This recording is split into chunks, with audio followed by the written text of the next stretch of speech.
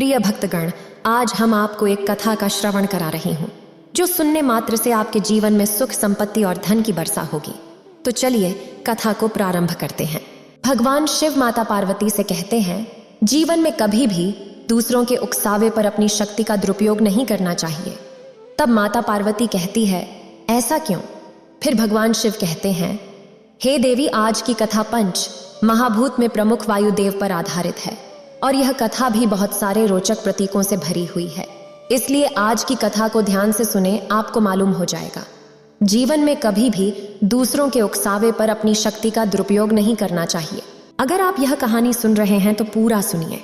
इस कथा को आधा अधूरा छोड़कर जाने की गलती मत करिएगा, क्योंकि इस पवित्र कथा को पूरा सुनने से मन चाहा फल की प्राप्ति होगी। इसलिए इस कथा को पूरा सुने। आप शिव भक्त हैं तो भोलेनाथ का अनादर ना करें। तो चलिए कथा प्रारंभ करते हैं। एक बार नारद मुनि अपने मेघयान पर सवार होकर तीर्थ यात्रा के लिए निकले। समय के साथ भावना से भरे देवर्षि श्री नारायण का नाम जपते हुए चले जा रहे थे। अचानक उन्होंने अनुभव किया कि मार्ग में कोई बड़ी बाधा आ गई है। मेघयान के सेंसर सिस्टम ने बताया कि सामने विशाल पर्वत आ गए हैं। फिर नारद मुनि कुछ ध्यान की मुद्रा से आंखें खोली, सामने स्क्रीन पर देखा तो एक बड़े विशाल पर्वत। अब या तो मेघयान को ऊपर उठाकर ऊपर से कैसे जाए। तब वो मार्ग मांगे। नारद मुनि ने उस पर्वत को प्रणाम किया और कहा कि भाई, मैं तीर्थ यात्रा पर निकला हूँ, मंगल का काम है, आप कृपया मुझे थोड़ा मार्ग दे देंगे तो मैं निकल जाऊंगा। उस पर्वत का नाम मेरु था।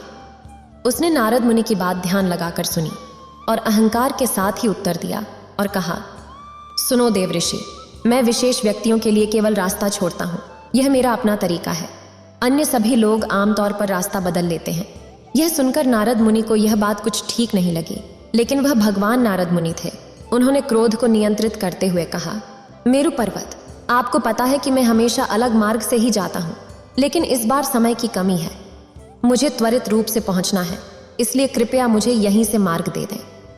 पर मेरु पर्वत अभिमान से कहते हुए कहा, आप कौन विशेष व्यक्ति से मिलने जा रहे हैं? वह कौन है जिसके लिए मैं आपको रास्ता छोड़ दे? फिर भी अगर आपको इतनी जल्दी है तो आप मेरी परिक्रमा करके जा सकते हैं। यह प्रस्ताव ने देव ऋषि को बहुत अपमानित किया। इसके बाद देव ऋषि ने क्रोध के बजाय मन में मेरु पर्वत को सबक सिखाने की योजना का निर्माण किया और मेरु पर्वत को एक सिख देने का निश्चय किया। फिर उन्होंने मेरु पर्वत से सीधे पूछा कि प्रभु, क्या आप मेरी विनती को नहीं मानेंगे? फिर मेरु पर्वत अभिमान में यह बात मानने को तैयार नहीं हुआ। फिर कहता है, अगर तुम्हें जाना है तो मेरी परिक्रमा करके जाओ, मैं तुम्हें रास्ता नहीं दे सकता।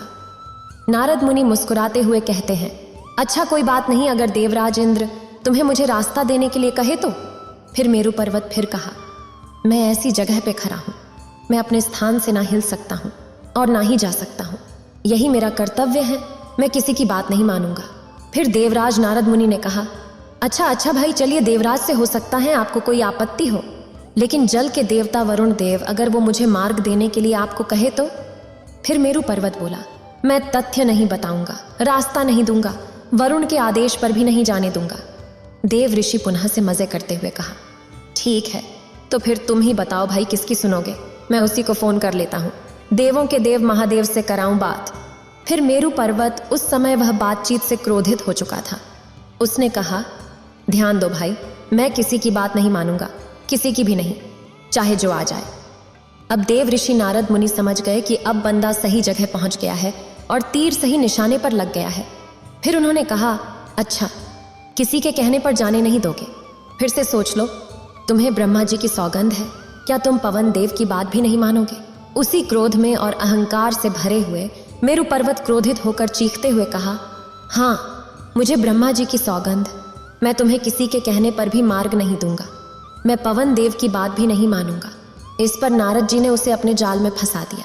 यह बात तुरंत मेरु पर्वत को एहसास हो गया कि वह फंस गया है। वास्तव में आप सभी जानते हैं कि पवन देव पर्वतों के राजा हैं और सभी पर्वत उनके अधीन हैं। अपने स्वयं के राजा के खिलाफ ब्रह्मा जी की सौगंध खाने के बाद मेरु पर्वत ने अपनी गलती का आभास तो किया, लेकिन अहंकार कभी भी गलती को स्वीकार नहीं करता। वह गलती पर डट जाता है और यहीं से पतन का प्रारंभ होता है। फिर मेरु पर्वत नारद मुनि जी से कहता है, आपने मुझे धर्म संकट में डाल दिया है, लेकिन चाहे कुछ भी हो जाए, कोई कुछ भी कहे, देव ऋषि नारद मुनि, मैं आपको मार्ग तो नहीं दूंगा। नारद मुनि जी वहां से सीधे पवन देव के पास पहुंचे और उन्होंने बातों ही बातों में बताया कि हे पवन देव, कल मैं एक मार्ग से जा रहे थे, उसी मार्ग में मेरू पर्वत मिल गया। हमने आपका जिक्र भी किया कि हमारे मित्र है, वो आपको बोल देंगे कि मुझे जाने दें, लेकिन मेरू पर्वत बड़ा अहंकारी हो गया। जब मैंने उससे मार्ग मांगा तो कहता है कि पवन देव क्या लगता है, मैं उसके कहने पर कोई मार्ग नहीं दे सकता, ब्रह्मा जी के कहने पर भी नहीं दे सकता हूं। यह सुनकर पवन देव धीमे धीमे क्रोधित हो उठे। उन्होंने कहा कि अच्छा, मैं अभी इसी अहंकारी पर्वत को सबक सिखाता हूं। पवन देव ने मेरू पर्वत को दंडित करने का निर्णय किया और वे अपने पूरे वेग के साथ बहने लगे। मेरू पर्वत पर रहने वाले जीव जंतु अपने प्राण रक्षा के लिए इधर उधर भागने लगे। पर्वत कांपने लगा, समूचे पेड़ पौधे नष्ट होने लगे और पवन देव ने निर्णय किया कि इसका अहंकार से भरा हुआ मस्तक काट कर ही दम लूंगा। इतने विशाल पर्वत को पल भर में नष्ट कर देना असंभव था। पर्वत अपना पांव जमाता रहा और पवन देव पूरी शक्ति के साथ उस प्रहार करते रहे। इस संघर्ष के बीच एक ऐसी स्थिति भी आई जब मेरू पर्वत लगभग पराजित होने वाला था। तभी श्री विष्णु के वाहन महाराज गरुड़ अचानक मेरू पर्वत के सहयोग करने के लिए वहां घूमते हुए उसके पुराने साथी महाराज गरुड़ पहुंच जाते हैं। उन्होंने मित्र धर्म का पालन किया और मेरू पर्वत को मदद की। फिर उसी दिशा में गरुड़ देव ने पूरी क्षमता के साथ मेरू पर्वत को बचाने की योजना बनाई। यह युद्ध पूरे 1 वर्ष तक चलता रहा। एक दिन श्री हरि विष्णु को कहीं जाना था। उन्होंने अपने वाहन गुरूर को पुकार लगाई। फिर गरुड़ को मित्र धर्म के सामने कर्तव्य महत्वपूर्ण माना और वह अपने कर्तव्य को निर्वहन करने के लिए चले गए। फिर मेरू पर्वत अकेला लड़ता रह गया और लगातार पवन देव के आक्रमण न सहन कर पाया और अकेला मेरू पर्वत पवन देव के अंतिम प्रहार से मस्तक विहीन होकर पृथ्वी पर जा गिरा। इस तरह से उसके अहंकार को दंड मिला।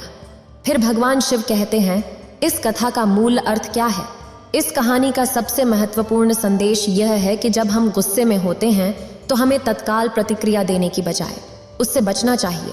जब हम क्रोध में होते हैं हमारी भावनाएं उच्च रंगखल हो जाती हैं और हमारी सोच क्षीण हो जाती है। यदि मेरू पर्वत सामान्य परिस्थितियों में होता तो कभी भी इतनी छोटी सी जिद के लिए ब्रह्मा जी की सौगंध नहीं खाता। मेरू पर्वत के पास यदि सामान्य बुद्धि होती तो नारद जी की विनती को सुनकर क्रोध न आया होता, लेकिन वह तटस्थ और विवेकवान होते तो तब उस समय अपनी आवश्यकता को समझ जाते और क्रोध को शांति में बदल लेते। इस पर विचार करने से यह सीखने को मिलता है कि दूसरों के उकसावे पर वह कार्य होता है जो किसी व्यक्ति को चिढ़ाता है या उसको आपत्ति उत्पन्न करता है। यह उकसावे मानवीय समाज में आम बात है और हर किसी को उनसे निपटना पड़ता है। जब हमें किसी अन्य व्यक्ति द्वारा उकसाया जाता है तो हमारी प्रतिस्पर्धा और सामर्थ्य का अनुभव होता है।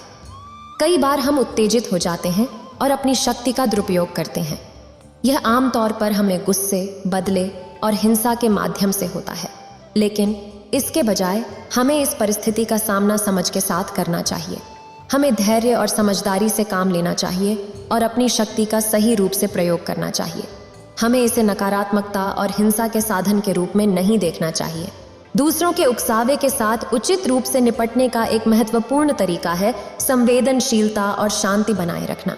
हमें अपनी इच्छा शक्ति का सही रूप से प्रयोग करना चाहिए और स्थितियों को समझने के लिए विचार पूर्वक होना चाहिए। इससे हम अपनी शक्ति को सकारात्मक और उत्तेजक ढंग से प्रयोग कर सकते हैं, जिससे हमारा आत्मविश्वास और सामर्थ्य बढ़ता है। समाप्ति रूप में, दूसरों के उकसावे पर अपनी शक्ति का दुरुपयोग न करना हमारे और हमारे समाज के लिए महत्वपूर्ण है। हमें सामाजिक सहानुभूति, समझदारी और संवेदनशीलता के साथ कार्रवाई करना चाहिए ताकि हम समृद्ध और सद्भावनापूर्ण समाज में रह सकें। इतना कहकर भगवान शिव इस कथा को यहीं पर समाप्त करते हैं। इस वीडियो को बोलते समय कोई त्रुटि हो तो मैं क्षमा चाहती हूँ। उम्मीद है आप सभी को ये वीडियो अच्छी लगी होगी। अगर आप शिव के सच्चे भक्त हैं तो चैनल को सब्सक्राइब और वीडियो को लाइक करके कमेंट में हर हर महादेव लिख दीजिए।